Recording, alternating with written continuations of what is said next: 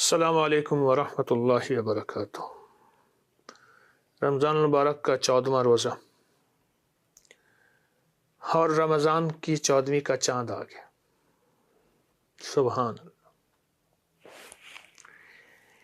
13، 14 اور 15 ذہن نشین رکھیے گا۔ 13، 14 اور 15 ہر مہینے کی یہ ایام 20 ہوتے ہیں، اور ایام 20 میں 3 روزے رکھے جاتے ہیں، سنت ہے۔ اور پوری دنیا میں جو جرائم کا اعداد و شمار ہیں، جرائم کے اعداد و شمار، کرائم ریٹ، جرائم کے اعداد و شمار، انہی 13، 14 اور 15 میں سب سے زیادہ جرائم ہوتے ہیں۔ آپ نیٹ کی دنیا پہ اٹھا کے دیکھ لیں، سب سے زیادہ کرائم ریٹ، قتل و غارت، خون ریزی، فلاں فلاں۔ اور انہی 3 دنوں میں 13، 14 اور 15 میں جوار بھاٹا سمندر ایسی موجوں پہ ہوتا ہے، بڑے بڑے جہاز نکل جاتا ہے اور سمندر اپنے خزانے اگلتا ہے، ساحلوں پہ ڈالتا ہے۔ اور ان 3 دنوں کے اندر لاکھوں ہزاروں سالوں سے سفر میں احتیاط کی جاتی ہے۔ اور حیران کن بات ہے، ان 3 دنوں میں میرے آقا نے فرمایا روزہ رکھ لو، کیونکہ روزہ صبر ہے، روزہ برداشت ہے، روزہ رک جانا ہے، روزہ ٹھہر جانا ہے، روزہ بس کر دینا ہے، روزہ مقابلہ نہیں، روزہ تقابل نہیں، روزہ تردید نہیں، کچھ نہیں، روزہ صبر۔ آپ حیران ہوں گے۔ اور آپ کا روزہ 13 اور آج کا 14واں اور کل کا انشاءاللہ 15واں، یہ انہی ایام 20 میں یہ فرض ہیں۔ آپ فرض روزے رکھ رہے ہیں، میں نفل کی بات کر رہا ہوں۔ نفل کا یہ اجر ہے، فرض کا کیا اجر ہوگا؟ پر میں ایک بندہ، حضرت آدم علیہ السلام جب پیدا ہوئے، وہاں سے لے کر آخری انسان قیامت تک جو آئے گا، نفل پڑھتا رہے، نفلی روزے رکھتا رہے، وہ ایک فرض روزے کی فضیلت تک نہیں پہنچ سکتا۔ جو فرض روزے کی فضیلت ہے، جو فرض روزے کی طاقت ہے، اس تک نہیں پہنچ سکتا۔ جو فرض روزے کی فضیلت ہے، جو فرض روزے کی طاقت ہے، اس تک نہیں پہنچ سکتا۔ آپ حیران ہوں گے۔ آپ ایام 20 یہ 3 روزے ہیں، ہر مہینے رکھتے ہیں، رکھنے والے رکھتے ہیں۔ 13 کا روزہ، 14 کا روزہ اور 15 کا روزہ۔ میں اس میں عمل بتایا کرتا ہوں۔ ننگے سر ننگے آسمان، ننگا سر ننگا سر، خواتین ننگے سر نہیں۔ اور اگر ننگا آسمان نہیں ہے، کوئی فلیٹ، کوئی گھر ایسا ہے، تو ننگے آسمان کی نیت کر لیں، کئی جھروکے سے ننگے آسمان کو دیکھ لیں بس، اور سورۃ فاتحہ پڑھنی ہے، بس ختم۔ اس دوران تھک جائیں، وضو کر سکتے ہیں، استنجا کر سکتے ہیں، کھا سکتے ہیں، پی سکتے ہیں۔ اگر آپ بہت زیادہ چل کے نہیں پڑھ سکتے، بیٹھ بھی سکتے ہیں، صرف سورۃ فاتحہ پڑھنی ہے ساری رات، 3 راتیں، صرف 3 راتیں۔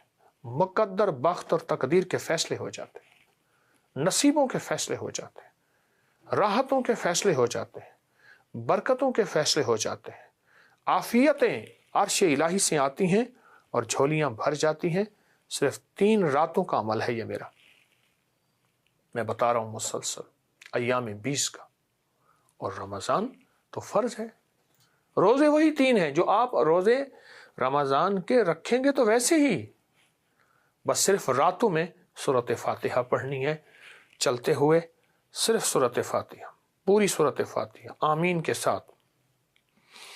3 راتوں میں فیصلے ہوتے ہیں۔ آپ کا کوئی اللہ سے فیصلہ کروانا ہے، رزق کا، برکت کا، وسعت کا، اولاد کا، نصیب کا، بے اولادی کا، اولاد کی ترقیوں کا، اپنے گھر کا، بڑی سواری، بڑا گھر، بڑا رزق، روحانیت کی تونگری، روحانیت کا عروج، ولایت، اللہ کے خزانے، بھئی یہ چیزیں اگر کرانی ہیں، اللہ سے منوانی ہیں، تو یہ 3 راتوں کو کیش کر لیں اور زندگی بھر عیش کریں۔ 13، آج 14 اور انشاءاللہ کل 15، بہت عمل ہے، طاقتور عمل ہے۔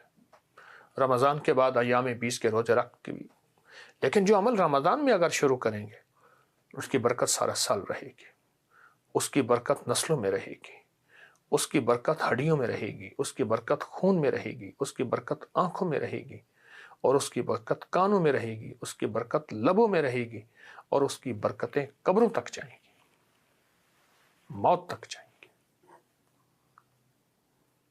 یہ عمل اپنی زندگی میں اس کو سینے سے لگا لیں۔ آج 14 رمضان کو بہت طاقتور عمل، بہت حیرت انگیز عمل اور بہت باکمال عمل ہے۔ کریں، ضرور کریں اور اللہ سے منوائیں، اسی سے مانیں گے، اسی سے مانگیں گے۔ ایاک نعبد و ایاک نستعین، مولا غلام تیرا، بندہ تیرا، تو پھر در کسی اور کا نہیں، در بھی تیرا، در بھی تیرا۔ انشاءاللہ ملتا ہے۔ لاکھوں نے پایا، میں نے بے شمار لوگوں کو بتایا، آپ بھی کیجیے اور انشاءاللہ کریم عطا کرے گا۔ جزاک اللہ۔ السلام علیکم ورحمۃ اللہ۔ یہ ساری چکیاں ہیں، چکیاں، واہ، یہ ساری چکیاں پڑی ہیں، اور یہ بھی پھر وہی والا سسٹم ہے، فل باڈی ایکسرسائز اور سارا کچھ، سارا وہی چیز ہے۔ اور اس کا جو نکلا ہوا آٹا ہے وہ بھی، وہ تو پھر زندگی ہے، اس کے اندر بیماری نام کی چیز نہیں ہے، شفایابی کا پیغام ہے۔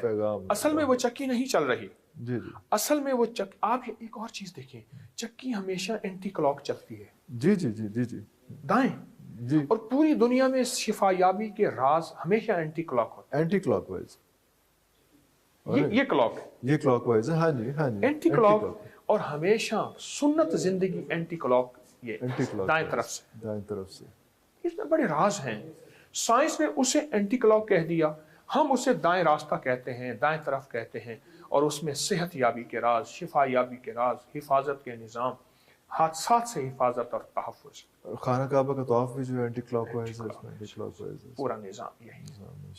تو یہ شیر کا پورے کا پورا چیتا، چیتے کا پورا جسم ہے، اور اس کو ہم نے اونٹ کی کھال پہ رکھا ہوا ہے۔ اس کا پورا حصہ جو ہے سر، اس کو محفوظ کیا ہوا ہے۔ آپ اس کے ناخن دیکھیے، جی ناخن ابھی تک ہیں۔ اور یہ گفٹ آیا ہے یا خود شکار کیا؟ بس یہ اصل میں جب طلب ہوتی ہے نا، پھر طلب پہ ساری راہیں کھلتی۔ ارے اللہ اکبر، شکار کا شوق نہ، بالکل بھی نہیں؟ بالکل۔ وجہ؟ اس کی وجہ ہے، تو آپ جس علاقے سے ہیں وہاں کا تو ایک پورا اصل میں کلچر ہے شکار کا۔ میں ایک پرانے قدیم شہر سے میرا تعلق، لیکن شکار اس لیے نہیں کہ فطرت اور زندگی کو جینے دے، اور فطرت کو رہنے دے، کیونکہ یہ فطرت ہے۔ میں شکار کو حرام نہیں کہتا، پر میں کہتا ہوں آج کے دور میں شکار کی ضرورت نہیں، گوشت اتنا ہو گیا ہے، اتنا ہو گیا ہے، ان کو جینے دیں، ان کو جینے دیں، سروائیو کرنے دیں۔ ارے ارے واہ واہ، خوبصورت بات۔ ایک مغلیہ دور میں پرانے بادشاہوں، راجوں مہاراجوں میں ایک وقت ایسا تھا کہ شکار کے لیے 10-12 سال کے، 8-10 سال کے بچے بطور چارہ استعمال ہوتے تھے، اسے چارہ کہتے تھے۔ جنگلوں میں اونچی مچان بنائی جاتی تھی، چیتے کے شکار کے لیے بچے کو بوری میں ڈال کے اس مچان کے سامنے جہاں تیر لے کے یا بندوق لے کے بیٹھا ہوتا تھا، بچہ شور کرتا تھا، اس کی شور میں وہ چیتا، شیر آتا تھا، اس کو چیرتا تھا، ادھر بچہ بھی مر جاتا تھا، ادھر نشانے سے شیر بھی مر جاتا تھا۔ میں کراچی میں جاتا ہوں کبھی کبھار، وہاں ایک صاحب ہیں، محبت سے بلاتے ہیں، بہت زیادہ بلانے والے ہیں، ان کے ہاں چلا جاتا ہوں۔ میں نے دیکھا تو ان کا بھائی جو ہے ایسے چل رہا تھا تو ہاتھ میں تسبیح تھی، بات تھوڑی کرتا تھا، تسبیح زیادہ پڑھتا تھا۔ اس کا دبئی میں بہت بڑا کاروبار، جسے کہنا چاہیے بہت بڑا کاروبار دبئی میں۔ کہنے لگا گاڑی میں جا رہا تھا، کچھ لوگ آئے، گاڑی کا دروازہ کھولا، بیٹھے، مجھے لے گئے، پھر میرے گھر والوں کو مہینوں پتہ نہ چلا، اور اس کے بعد بڑی اذیتوں کے بعد میں چھوٹا۔ اب وہاں بیٹھ کے پھر اللہ ہی تھا تنہائی میں، اور تو کچھ تھا ہی نہیں۔ کہا کہ وہ اللہ سے ذکر کرنے اور باتیں کرنے کی ایسی کوئی مجھے عادت سی پڑ گئی ہے، اب لوگ مجھے کہتے ہیں کہ آپ جیل کی اذیتوں کی وجہ سے خاموش ہو گئے ہیں۔ میں لوگوں کو لاکھ کہتا ہوں، نہیں، وہ مانتے نہیں۔ جیسے نا بندہ کوئی غم کی وجہ سے بعض اوقات نا چپ ہو جاتا ہے، وہ کیوں کہتے ہیں؟ اسے چپ لگ گئی ہے، خاموش ہو گیا ہے۔ کہا میں لوگوں کو کہتا ہوں، نہیں، میں جیل کی وجہ سے خاموش نہیں ہوں، اس قید نے، اس جیل نے میرے اوپر جو آزمائش بھیجی ہے، اس قید نے اور جیل نے میرے اوپر جو آزمائش بھیجی ہے، اور میں پھر وہاں ذکر کا عادی بنا، دعاؤں کا عادی بنا، تسبیح کا عادی بنا، اعمال کا عادی بنا، اور وہ عادت سی پڑ گئی ہے، اور وہ عادت سی ایسی پڑی ہے کہ بس سارا دن اب اسی میں لگا رہتا ہوں، سارا دن اب اسی ذکر میں اور اسی یاد میں لگا رہتا ہوں۔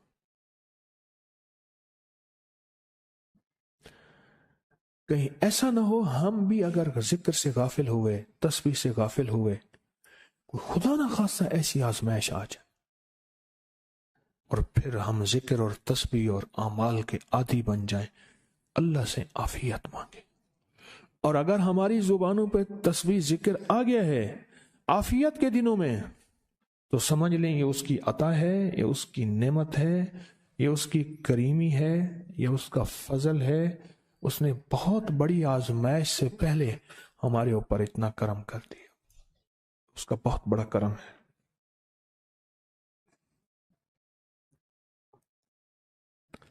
اس لیے اللہ جل شانہ کے حبیب کملی والے نے آزمائشوں سے پناہ مانگی ہے۔ اللہم انی اعوذ بک من جہد البلاء، آزمائش، کوئی بلا آ جائے، ودرک شقا، شقاوت میں میرا نام آئے، بدبختی میں، یہ بھی آزمائش ہے، وسوء القضاء، میرے لیے ایسے فیصلے ہونا شروع ہو جائیں جو مجھے برباد کر دیں، ایک کے بعد دوسرا میرے حق میں فیصلہ، میرے خلاف فیصلے سارے، وشماتت الاعداء، اور ایسا وقت میرے آزمائش نہ آئے کہ دشمن تالیاں بجائے، دشمن ہنسے اور میرا مذاق اڑائے۔ اس لیے میرے آقا نے، میرے حضور نے آزمائشوں سے پناہ مانگی ہے، عافیت مانگی ہے۔ اللہم انی اعوذ بک من زوال نعمتک، اللہ نعمت دی پھر اس کا زوال آ گیا، وتحول عافیت، عافیت دی اور تو نے چھین لی۔ اللہم انی اعوذ بک من زوال نعمتک وتحول عافیتک وفجاءت نقمتک وجمیع سخطک، اے اللہ کو میرے اوپر ایسے حملے ہوں اور سختیاں میرے اوپر شروع ہوں، مولا میں اس سے پناہ مانگتا ہوں۔ میں مانگتا کیا ہوں؟ ربنا آتنا فی الدنیا حسنۃ، تو اس سے دنیا کا بہترین پیکج مانگتا ہوں، وفی الآخرۃ حسنۃ، تو اس سے آخرت کا بہترین پیکج، شاندار، لاجواب، بہترین۔ ہاں، آزمائشیں، مصیبتیں، تکلیفیں، حوادث، حادثات، ناکامیاں، بیماریاں، پریشانیاں، میں نہیں مانگتا مولا۔ اللہم انی اعوذ بک من الہم والحزن، ہم کہتے ہیں ٹینشن کو، انزائٹی کو، اسٹریس کو، ڈپریشن کو، اندر غم ہے باہر پتہ ہی نہیں، اس کو ہم کہتے ہیں، اور حزن کہتے ہیں جس پہ ہائے ہائے ہو۔ اے اللہ میں تجھ سے اندر کا دکھ جو مجھے دیمک کی طرح کھائے، اور باہر کا دکھ جو مجھے تڑپائے، اندر کا دکھ کھائے اور باہر کا دکھ تڑپائے، اے اللہ میں اس سے پناہ مانگتا ہوں۔ ہم والحزن، عجز والکسل، ایسا کہ میں عاجز ہو جاؤں یا میرے پر سستی غالب ہو جائے۔ کتنے لوگ ایسے ہیں ان کے اوپر سستی غالب ہے، بہت بڑی مصیبت ہے زندگی کی۔ میرے آقا کملی والے نے اس سے پناہ مانگی، اللہ کے حبیب میرے آقا نے آزمائشوں سے پناہ مانگی۔ اللہم انی اعوذ بک من الفقر والکفر، اے میرا مولا مجھے کفر سے اور فقر سے بچا۔ فقر ایسا، غربت ایسی آئے کہ میرے ذہن میں ہر وقت لوگوں کی جیبوں پہ نظر ہو، ہر وقت لوگوں کی جیبوں پہ نظر ہو۔ یہ دو وقت میں ہوتا ہے، ذہن نشین رکھیے گا، اس فقیر کا تجربہ ہے۔ ایک جب طمع بڑھ جاتا ہے، لالچ بڑھ جاتی ہے، اس وقت لوگوں کی جیبوں پہ نظر ہوتی ہے۔ جب فقر بڑھ جاتا ہے، غربت اور تنگ دستی اور فقیری بڑھ جاتی ہے، پھر لوگوں کی جیبوں پہ نظر اس کی ہوتی ہے اور اللہ کے خزانوں پہ نظر نہیں ہوتی یا کم ہوتی۔ اے میرا مولا مجھے فقر سے بچا اور کفر سے بچا، کہ ایسا وقت نہ آئے میں اپنا دین بیچ بیٹھوں، اپنا ایمان بیچ بیٹھوں۔ ہمارے ایک مخلص تھے عبد الوحید سلیمانی صاحب رحمۃ اللہ علیہ، کہنے لگے انارکلی میں میرا ایک دوست تھا، تو میں اس دوست کے ساتھ زندگی گزری، پنجاب یونیورسٹی میں اکٹھے پڑھتے تھے، تو پھر پتہ چلا کہ وہ بہت مالدار ہو گیا، اسلام آباد کے ایک بہت بڑے سیکٹر میں گیا تو اس کا گھر دیکھا، گاڑیاں، بڑا گھر، اور یہاں اس کے پاس ایک پرانی سی پتلون ہوتی تھی اور غربت ہوتی تھی، اور انارکلی کے کسی اوپر چبارے کے کسی کمرہ لیا ہوا تھا۔ تو میں نے اس کا نام لے کے پوچھا یہ کیا؟ اس نے ایسے سینے پہ ہاتھ رکھ کے کہا بس یہی بیچا ہے، اب باقی سب ٹھیک ہے، سینے پہ ایمان بیچا ہے، سب کچھ مل گیا۔ اللہ میرے پر وہ وقت نہ لا جب میرے اوپر فقر غالب آ جائے یا کفر آ جائے۔ میری آقا کملی والے نے آزمائشوں سے پناہ مانگی، اور آپ حضرات کتنے خوش قسمت ہیں، اس کی شان کریمی اللہ نے آزمائشوں سے بچائے، اور انشاءاللہ ان نام کی برکتوں سے، ان دعاؤں کی برکتوں سے، ان تسبیحوں کی برکتوں سے، اس اللہ کے نام لینے کی برکت سے انشاءاللہ اللہ اور آزمائشوں سے بچائے گا۔ اللہ نے بغیر آزمائشوں کے ہمیں اپنا نام دے دیا، اپنے نام کی تسبیح دے دی، اپنا ذکر دے دیا، اپنی یادیں دے دی۔ کسی جگہ منہ سے اللہ نکل جاتا ہے، کہیں رحمان نکل جاتا ہے، کہیں بسم اللہ نکل جاتا ہے۔ ابو عبداللہ مغربی فرماتے ہیں میں نے رسول اللہ صلی اللہ علیہ وسلم کو خواب میں دیکھا، عرض کیا مجھے اللہ سے ایک حاجت ہے، کس وسیلے سے دعا مانگوں؟ عرض کیا مجھے اللہ سے ایک حاجت ہے، کس وسیلے سے دعا مانگوں؟ کوئی عمل بتا دیں، کوئی وسیلہ بتا دیں آقا۔ میں نے حضور سے خواب میں سوال کیا تو آپ نے ارشاد فرمایا جس کو بھی اللہ سے کوئی حاجت ہو اسے چاہیے وہ سجدے کرے، یعنی 2 رکعت ادا کرے، اور سجدے کی ہر رکعت میں 40 مرتبہ آیت کریمہ پڑھے، جو میں عمل میں بتایا کرتا ہوں، لا الہ الا انت سبحانک انی کنت من الظالمین۔ جب بھی کوئی مشکل ہو، الجھن ہو، پریشانی ہو، کوئی تکلیف ہو، کوئی مسئلہ ہو، تو میرے حضور نے فرمایا کہ تو ایسا کر،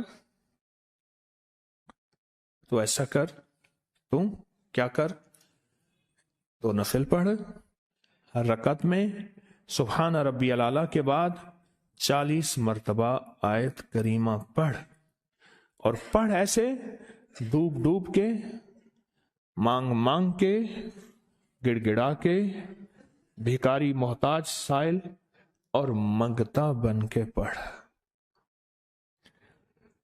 اور حدیث میں آیا کہ کوئی مصیبت زدہ اس کو نہیں پڑھتا جس کی مصیبت دور نہیں ہوتی۔ آیت کریمہ کو فرمایا کوئی مصیبت زدہ اگر پڑھ لے اس کی مصیبت دور ہوتی ہے۔ اور ایک اور حدیث میں ہے کہ کبھی ایسا نہیں ہوا کہ کسی مسلمان آدمی نے کسی چیز کے لیے اسے پڑھا ہو اور اس کی دعا قبول نہ ہوئی ہو، اور اس کو ترمذی اور نسائی نے روایت کیا ہے۔ میرے آقا فرماتے ہیں کہ میں جب شب معراج میں میرا ایک شخص پر گزر ہوا جو نور عرش میں چھپا ہوا تھا، عرش کے نور میں اتنا ڈوبا ہوا تھا، خود چھپا ہوا تھا عرش کے نور میں۔ میں نے پوچھا یہ کون ہے، یا کوئی فرشتہ ہے؟ فرمایا نہیں۔ میں نے کہا تو پھر یہ کون ہے؟ فرمایا ایک انسان ہے، جب دنیا میں تھا تو یاد خدا اسے اس کی زبان پر تر و تازہ رہتی تھی، اس کا دل مسجد میں لگا رہتا تھا، آج اللہ کے حضور یہ نور عرش کے نور میں اتنا ڈوبا ہے کہ خود چھپ گیا۔ 2 چیزوں کی وجہ سے، ایک اس کی زبان ہر وقت اللہ کی یاد سے تر و تازہ رہتی تھی، جو دم غافل سو دم کافر، میں نے مرشد سبق پڑھایا ہو۔ حضور کہتے ہیں میں مرشد کے پاس گیا، میں نے کہا حضرت کو نصیحت فرما دیں، فرمایا میری نصیحت یہی ہے، جس دم غافل ہوگا سمجھ لے وہ دم تیرا کافر ہے۔ اور کافر کے معنی اصل ہیں انکار کے، وہ تیرا دم اللہ کے ساتھ جڑا ہوا نہیں ہے۔ پر میں ذکر کرنے والوں کی مثال زندہ کی ہے اور ذکر نہ کرنے والوں کی مثال مردہ کی ہے۔ حضرت خالد بن ولید نے فرمایا ایک طرف ہزاروں تھے اور فرمایا مجھے چند دے دیں، تو پوچھا آپ کو چند کیوں دیں؟ کہا وہ سارے مردہ ہیں، وہ کلمہ پڑھنے والے نہیں تھے، وہ سارے مردہ ہیں، مجھے چند کلمہ پڑھنے والے دے دیں، یہ سارے زندہ ہیں اور یہ غالب آئیں گے۔ اور یہی ہوا، اور یہ کلمہ پڑھنے والے غالب